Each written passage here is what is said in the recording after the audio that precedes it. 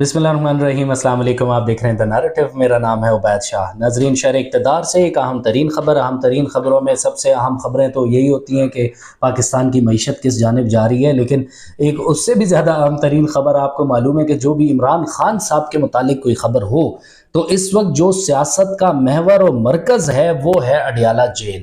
अब अडियाला जेल से जो भी खबर आती है वो बड़ी इंपॉर्टेंट होती है, क्योंकि ज़ाहिर है तहरीक इंसाफ की स्ट्रैटेजीज़ का वो गाहे बगाहे वो तब्दील होती हुई नज़र आती हैं कि तहरीक इंसाफ आगे क्या करने जा रही है।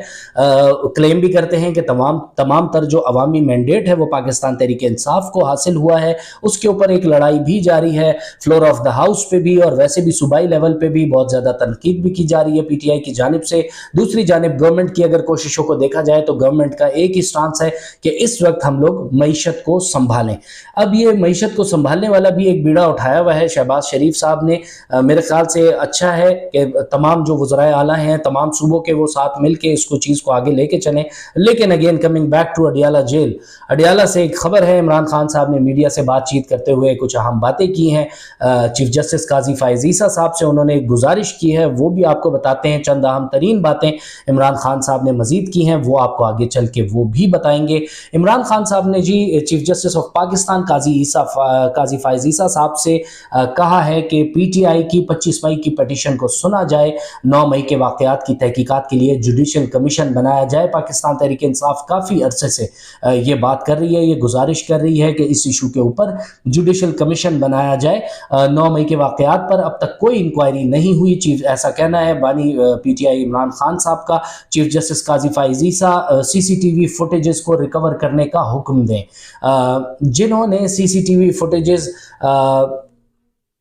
गायब की हैं उनको पूछा जाए। क्राइम की इंफॉर्मेशन छुपाना भी जुर्म है।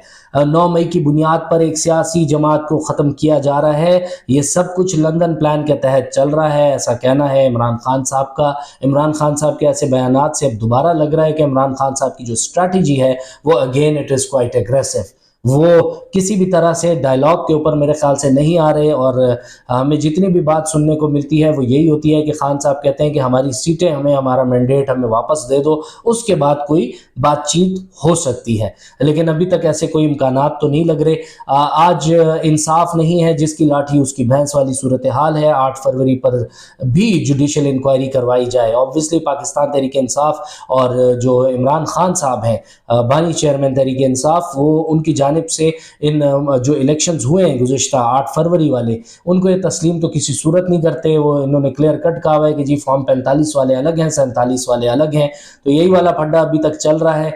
बकाया मजीद कहते हैं खान साहब की जी धांधली ज़दा इलेक्शन के बायस सदर आसिफ अली जरदारी और सेनेट इलेक्शन की कोई कानूनी हैसियत नहीं है। ऑब्वियसली जब पीटीआई इलेक्शंस को मान ही नहीं रही और कह रहे हैं कि जी ये चोरी शुदा इलेक्शन है और ये इनका मैंडेट चोरी किया गया है, तो ऑब्वियसली ये किसी भी किस्म के ओहदे को मानेंगे तो नहीं, तस्लीम नहीं करेंगे। बहरहाल ऐसा कहना था इमरान खान साहब का। इमरान खान साहब मजीद कहते हैं कि मुझे जेल में रखना है तो रखें, मगर बाकी लोगों को रिहा कर दिया जाए। डोनाल्ड लू अगर रेजिम चेंज को तस्लीम कर लेता तो उसका दबाव पूरी जो बाइडन हुकूमत पर आता।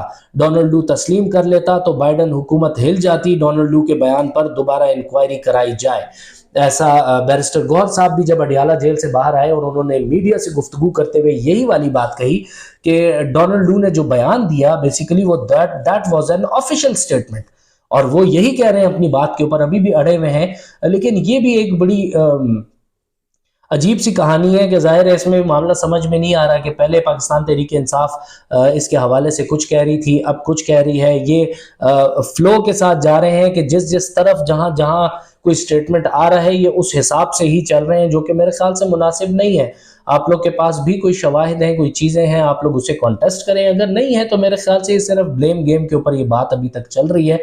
इसके ऊपर कितना अरसा ये स्टैंड रहेगी, कितना अरसा नहीं हो रहेगी, ये पाकिस्तान तहरीक इंसाफ को मेरे ख्याल से सोचने की ज़रूरत है। क्योंकि जितना भी ये वाला बयानिया एक बनाया गया उसके अंदर टोटल एक डैमेज ही देखने में आया।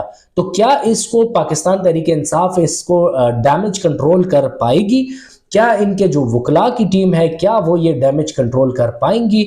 शेर अफजल मरवत साहब को देखकर आज एक चीज़ पे तसल्ली हुई कि जी वो और शेर अफजल मरवत साहब, बैरिस्टर गौहर साहब और बाकी इनके जो लॉयर्स हैं वो लोग एक साथ एक फोरम पे बैठे रहते हैं। तो अब इनका बैठना जो है वो तो खुशाइंद है कि ये एक ही जगह खड़े होकर प्रेस टॉक करते हैं, लेकिन बातें सबकी अलग अलग होती हैं। सिर्फ जो बैरिस्टर गौहर हैं उनकी बातें थोड़ी सी ज़रा सुलझी हुई और डिसेंट वे में वो एक बात करते हैं, लेकिन दोबारा से असद कैसर साहब गायब है मंजर आम से, उमर अयूब साहब भी गायब हैं। मेरे ख्याल से पाकिस्तान तहरीक इंसाफ की जो अब स्ट्रैटेजी है कि जो फ्लोर ऑफ द हाउस पे हैं वो पार्लियामेंट का जब इजलास होगा तो उसके अंदर ही वो लोग अपनी चीज़ें जितनी भी पाकिस्तान तहरीक इंसाफ ने कोई भी अपनी पार्टी के लिए या इमरान खान साहब के लिए जो भी प्लानिंग की हुई है वो वहां पर फ्लोर ऑफ द हाउस पे जाके ये लोग फ्लोट करेंगे। अब वो फ्लोट करने से इनको कितना फायदा होगा, क्या उसका कोई बैकलैश भी आ सकता है, किस किस्म की इनकी स्ट्रैटेजीज होंगी, यह आने वाला वक्त ही बताएगा। अभी तक तो अली अमीन गंडापुर साहब जो हैं उनकी तरफ से भी so far so good, everything is going good, वो भी गो विद द फ्लो वाली पॉलिसी है या तो वो चल रही है और जो कि होनी भी चाहिए। मेरे ख्याल से इस चीज़ की मुतहम्मिल पाकिस्तान तहरीक इंसाफ इस टाइम में नहीं हो सकती कि इमरान खान साहब पर केसेस की एक भरमार है, इमरान खान साहब अडियाला जेल में है, इमरान खान साहब के जो केसेस हैं उसमें सिर्फ उन चीज़ों में रिलीफ मिल रहा है जो कि छोटे केसेस हैं, उसमें ऑब्वियसली ये नहीं हो सकता कि इमरान खान साहब को कोई रिलीफ मिला तो जेल से ही बाहर आ जाए। जेल से बाहर आते हुए अभी फिलहाल नहीं लग रहे, जो ग्राउंड रियलिटी है वो यही लग रही है। लेकिन 25 रमजान वाली जो बात पाकिस्तान तहरीक इंसाफ के लीडरान करते हैं, इनकी जो सीनियर क़यादत है उनसे भी जब भी बात करते हैं वो यही कहते हैं कि इमरान खान साहब 25 रमजान को जेल से बाहर आ जाएंगे। अब बाहर आएंगे, केसेस में रिलीफ तो धड़ाधड़ मिल रहा है, we never know. Tables turn होते हुए देर नहीं लगती, पाकिस्तान में स्पेशली टेबल्स टर्न होते हुए देर नहीं लगती। टेबल्स टर्न होती है एकदम और एकदम सियासी मंजरनामा आप लोग का चेंज हो जाता है। एकदम इमरान खान साहब जो है वो आप लोग को स्क्रीन्स पे भी दिखेंगे, एकदम इमरान खान साहब आपको अगर तो उन्होंने कोई एहतिजाजी तहरीक का ऐलान किया तो आपको सड़कों पे भी दिखेंगे, क्योंकि सिस्टम ही ऐसा है, चलता ही इस तरह से है। पाकिस्तान का जो सियासी निज़ाम है, जो सियासी कल्चर है वो ऐसे ही चलता है और ऐसा ही चलता हुआ आया है। अब अगर इस मरतबा अगर इमरान खान साहब को लेके अगर ये कोई इसमें तब्दीली आती है उस बारे में हम कुछ नहीं कह सकते, क्योंकि we can not predict the Pakistani politics. हम पाकिस्तानी पॉलिटिक्स को प्रिडिक्ट नहीं कर सकते कि किस तरफ जाएगी या इसका जो पाकिस्तानी सियासत का जो ऊंट है वो किस करवट बैठेगा। बहरहाल इमरान खान साहब ने आगे भी कुछ बातें की हैं, वो भी आपसे शेयर करें। धांधली ज़दा इलेक्शन के बायस सदर जरदारी साहब पे इन्होंने जो तनकीद की थी वो आपको बता चुका हूँ। असल साइफर के बारे में बात कर रहे हैं खान साहब दोबारा से कि जी साइफर जो है वो दफ्तर खारजा में मौजूद है और राना सनाउल्लाह के बयान पर राना सनाउल्लाह साहब ने काफ़ी ज़्यादा बयानात दिए थे कि काफ़ी सारे प्रोग्राम्स में, और मतलब बड़े सीनियर पॉलिटिशियन है। हमें हैरत भी हुई है सुन के कि जी इमरान खान जब तक है ये मसले ख़त्म नहीं हो सकते। अब उन्होंने बड़ी गहरी बात की, अब उनकी बात करने का मकसद क्या था ये भी हमें समझ में नहीं आया। ऑब्वियसली समझदार के लिए तो इशारा ही काफ़ी है, लेकिन राना साहब एक अच्छे सीनियर सियासतदान है, उन्होंने इस तरह की बात क्यों की ये भी बड़ी एक अजीब सी है, बात तो ख़तरनाक ही है। बहरहाल उसके ऊपर इमरान खान साहब ने कमेंट किया है, उनसे ज़ाहिर सहाफ़ी ने सवाल किया होगा कि जी राना सनाउल्लाह साहब ने आपके बारे में इस तरह से कहा है, तो इमरान खान साहब ने कहा कि राना सनाउल्लाह के बयान पर यही कहना चाहूँगा कि माफियाज जो हैं वो ऐसा ही करते हैं। पंजाब में 40 MPs के फॉरवर्ड ब्लॉक से मुतालिक इल्म नहीं है, इमरान खान साहब ने यह भी कहा है। अब देखें शेर अफजल मरवत साहब ने तो कहा है कि 40 हमारे MPs हैं वो अलग हो चुके हैं। अब शेर अफजल मरवत साहब ने ये बात तो कर देते हैं कि 40 MPs कोई छोटी बात नहीं होती। कल भी हमने वीलॉग में आपको बताई थी ये वाली बात कि जी ये बड़ा आसान है कि आप जो बात आपके मुखालफिन सियासी मुखालफिन नहीं कर रहे वो बात आपकी विद इन द पार्टी से, आप शेर अफजल मरवत साहब को माशाल्लाह ये शर्फ हासिल है कि वो हर वो वाली बात करते हैं जिसके अंदर कोई ना कोई कंट्रोवर्सी जनरेट हो जाती है। फिर बकाया जो PTI की आपकी लीडरशिप है उनको उस सारे चीज को पैम्पर करने के लिए, कवर करने के लिए बहुत ज्यादा मेहनत करनी पड़ती है। तो 40 MPs के हवाले से भी खान साहब कहते हैं, ऑब्वियसली खान साहब इज इन अडियाला जेल, वो जेल के अंदर है, वो अंदर भी क्या बात करते हैं, बाहर किस हद तक बात सीधी निकल के आती है नहीं निकल के आती ये भी हम कुछ नहीं कह सकते। क्यों? PTI की जो लीडरशिप है उनकी आपस में पार्टस खत्म होने का नाम नहीं ले रही। एक कहता है नहीं जी ऐसी बात नहीं होगी, दूसरा नाराज होता है, वो कहता है नहीं जी मुझसे खान साहब ने ऐसा कहा था, तुमसे ऐसा कहा है, तुमने ऐसा किया, मैंने वैसा किया। तो मेरे ख्याल से इन लोगों को जो है वो जरा डिसिप्लिन्ड होने की जरूरत है, पीटीआई की लीडरशिप को। मजीद खान साहब ने एक आखिरी बात कही जाते जाते जी कि मुझे पंजाब के पार्लिमानी लीडर से मुलाकात की इजाजत नहीं दी गई, कोशिश करूंगा कल पंजाब के पार्लिमानी लीडर से मुलाकात करके तमाम मालूमात हासिल करूं। अब जाहिर है जो पार्लिमानी लीडर हैं उन्होंने यहाँ पर ये अब जाएंगे और फिर उनसे बात करेंगे, फिर खान साहब की कोई बात होगी, फिर ही पता चल पाएगा कि अब खान साहब की अगली स्ट्रैटेजी क्या है। बहरहाल एक और एक डिजास्ट्रस एक जो तालीम, आपको पता है सबसे एक कौम का जो इम्पोर्टेंट एक प्रॉब्लम होता है ना, मैटर होता है जो भी एक कौम के लिए राइज करने के लिए कोई चीज़ ज़रूरी होती है, that is health and education. अब आपकी हेल्थ का जो निज़ाम है, अस्पतालों के जो निज़ाम है, वो भी हमने बहुत अच्छे से देखे हुए कि बच्चे जो हैं वो उनकी बर्थ हो रही है बिल्कुल ही सड़कों पे, ज़मीनों पे, अस्पताल की बुरी हालत में, सीढ़ियों में, बहुत सारे ऐसे वाक़यात हम लोगों ने हमारे देखने में आए, जो आपका इसीलिए मोर्टेलिटी रेट है वो बहुत ज़्यादा हाई है। और इन्फेंट मोर्टेलिटी रेट की बात कर रहा हूँ कि ना माँ सेहतमंद है ना बच्चा सेहतमंद है। उसकी सबसे बड़ी वजह यह है कि ना तो हमारे पास कोई खुराक है और ये सारी चीज़ें हेल्थ में आ जाती हैं। आपकी गवर्नमेंट को चाहिए कि वो इस तरह की इकदामात करें कि जिसके अंदर वो हेल्थ सेक्टर को इम्प्रोवाइज करें, उसको ऊपर लेकर आएँ। लेकिन मेरे ख्याल से सबसे ज़्यादा जो लीस्ट एक है ना इम्पोर्टेंस, वो है एजुकेशन और हेल्थ के लिए। एचएसएन कॉलेज के मामले में मैं नहीं जाऊंगा, वो एक लंबी डिबेट हो जाएगी। पहले एक ने दूसरे को खत लिखा, ये वही वाली काम हो गए जैसे वो बल्ले के निशान पे था।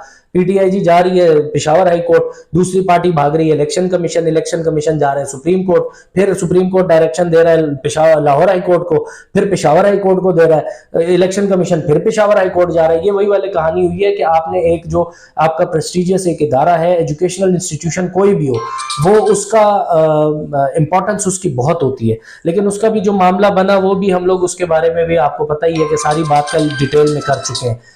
अब आपको खैबर पख्तूनख्वा की एक सरकारी यूनिवर्सिटी का मामला बताऊं कि खैबर पख्तूनख्वा की जो यूनिवर्सिटीज़ हैं उसके अंदर 24 ऐसी यूनिवर्सिटीज़ हैं जिनके वाइस चांसलर्स सिरे से हैं ही नहीं, वो रिटायर हो चुके, रिटायर हो गए, लेकिन किसी गवर्नमेंट ने जहमत नहीं की कि वो उनको वापस लेकर आए। अब आपको थोड़ी सी ये खबर ये शेयर करें कि खैबर पख्तूनख्वा की सरकारी यूनिवर्सिटियों के वाइस चांसलर साहिबान के इंटरव्यूज का शेड्यूल जारी कर दिया गया है। अब भाई इंटरव्यू का शेड्यूल जारी होना तो सिर्फ इम्पॉर्टेंट नहीं है, कितने कितने जो इन यूनिवर्सिटीज के जो स्टूडेंट्स हैं वो अपनी डिग्रीज के लिए रोल रहे हैं, उनको डिग्रीज नहीं मिल रही। जो जिन स्टूडेंट्स ने आगे जाके अपनी तालीम करनी है, उन्होंने एमफिल करना है या किसी ने बाहर जाना है, उनकी डिग्रीज भी सिर्फ और सिर्फ सिग्नेटरी अथॉरिटी की वजह से वो डिग्रीज उनकी फंसी नहीं है। महकमा आला तालीम की जानिब से जारी होने वाले एलामिया में बताया गया है कि इंटरव्यूज 23 था 27 जनवरी 2024 केपी हाउस इस्लामाबाद में होने थे। इन सरकारी जामियात में वाइस चांसलर्स के ओहदे कुछ अरसे से खाली चले आ रहे हैं। अब ये देख लें आप, मैं आपको खबर जो बता रहा हूं ये जनवरी 23 से 27 जनवरी तक ये इंटरव्यूज होने थे, लेकिन still 24 universities in Khyber Pakhtunkhwa. Ali Amin Gandapur sahab अब आप आ चुके हैं, आप वजीर आला खैबर पख्तूनख्वा हैं, अब आपने एजुकेशन के ऊपर और हेल्थ के ऊपर काम करना है। ये भी यहाँ पर भी बच्चों का फ्यूचर इससे जुड़ा हुआ है। आप इन यूनिवर्सिटीज के बारे में सोचिए, आप इन यूनिवर्सिटीज के वाइस चांसलर्स को अपॉइंट कीजिए। मेरे ख्याल से ऐसी कोई उनका चीज नहीं है, कोई ऐसा आपको अफलातून नहीं चाहिए जो आपने लाकर बिठाना है as a vice chancellor in universities का, कि वो आपको मिल ही नहीं रहा और नीचे जो है वो हजारों की तादाद में आपके जो बच्चे हैं, जो स्टूडेंट्स हैं, जो इस कौम का फ्यूचर है, वो इसकी वजह से सफर करें। बहरहाल 19 जामियात के, ये उस वक्त मैं जनवरी की बात बता रहा हूँ, उस वक्त 19 थे, अब 24 यूनिवर्सिटीज हैं। तो आप ये सोचें कि वो यूनिवर्सिटीज बढ़ती जा रही है, कम नहीं हो रही। और कोई नंबर होता ना कि अच्छा जी जनवरी में 19 थी, फिर वो नीचे आ गई, वो नीचे नहीं आया, वो कहानी ऊपर ही जाती रही है। डॉन ने भी ये खबर रिपोर्ट की है, डॉन ने भी काफी तफसील से ये खबर रिपोर्ट की थी। 190 उम्मीदवारों को वीसीस के लिए इंटरव्यू के लिए तलब किया गया था, जिन्हें मुकर्रर तारीख और वक्त के हवाले से भी मुताला किया गया था। वाज़ेह रहे कि खैबर पख्तूनख्वा की 20 जामियात उस वक्त मुस्तकिल वाइस चांसलर से महरूम थी और अब इनकी तादाद 24 हो चुकी है। ताहम एक जामिया के कायम मकाम वाइस चांसलर की मुतल्लिका सेनेट और सिंडिकेट की तरफ से मुस्तकिल वीसी के तौर पर तैनाती की सिफारिश की जा चुकी है। यूनिवर्सिटी असातिज़ा, तलबा और तालिबात और वालिदैन तवील अरसे से मुस्तकिल वाइस चांसलर्स के तकर्रुर के हवाले से मुतालबा कर रहे थे, जिसके बाद निगरान हुकूमत ने मज़कूरा शेड्यूल जारी किया। अब निगरान हुकूमत ने तो ये कर दिया था, अब आप ये सोचें कि अब तो अली अमीन गंडापुर साहब आ चुके हैं, अब तो खैबर पख्तूनख्वा के हाथ में ये सूबा और ज़्यादातर केपी का ये वाला इशू है। बाकी पंजाब में, सिंध में वो वाला तो इशू सामने आया ही नहीं, वरना ऑब्वियसली हम उसके हवाले से भी बात करते। तो बहरहाल ये मेरिट के ऊपर तकरीरियाँ होनी चाहिए वाइस चांसलर साहबान की, और सियासी दबाव जो है वो कोई भी नहीं होना चाहिए मेरे ख्याल से, क्योंकि एजुकेशन को खुदारा इसको पाक रखें, साफ रखें। आपके पास सियासत में बहुत लंबी लाइनें खेलने के लिए, पॉलिटिक्स में आप खेलते रहें, लेकिन आप ये ना करें कि आप इसको भी पोलिटिसाइज कर रहे हैं। मेरे ख्याल से ये बच्चों के फ्यूचर का मामला है। एक छोटी सी खबर थी सामने, हम लोगों ने कहा कि बच्चों के, जाहिर है जिन्होंने, मैं खबर पढ़ रहा था कि सामने जिन्होंने एमफिल करना है, अब एमफिल करना है, उसके पास जब डिग्री नहीं होगी नीचे मास्टर्स की, तो एमफिल में कहाँ पे है, उसका तो सारा फ्यूचर आपने बर्बाद हो गया ना, एडमिशंस भी क्लोज हो गए। या तो आप ऐसा मैकेनिज्म बनाएं कि वॉर फुटिंग्स पे इस मामले को डील करें, वाइस चांसलर्स की तैनाती कीजिए, इस कौम के फ्यूचर का सोचिए, इस कौम के बच्चे हैं, वो बच्चे आपका फ्यूचर हैं, आप उसके हवाले से सोचिए। बहरहाल मुस्तकबिल रोशन जो है, रोशन मुस्तकबिल जो है वो किसी कौम के तालीमी निज़ाम से ही हो सकता है कि जितनी लर्नेड और एजुकेटेड आपकी कौम होगी, उतना ही चीज़ों को समझेगी, उतना ही चीज़ों को अच्छे से लेके चलेगी। तालीम याफ्ता कौमें जो होती हैं वही आगे ग्रो करती हैं। आप लोग अपना बहुत सारा ख्याल रखिएगा। Thank you so much for watching the video.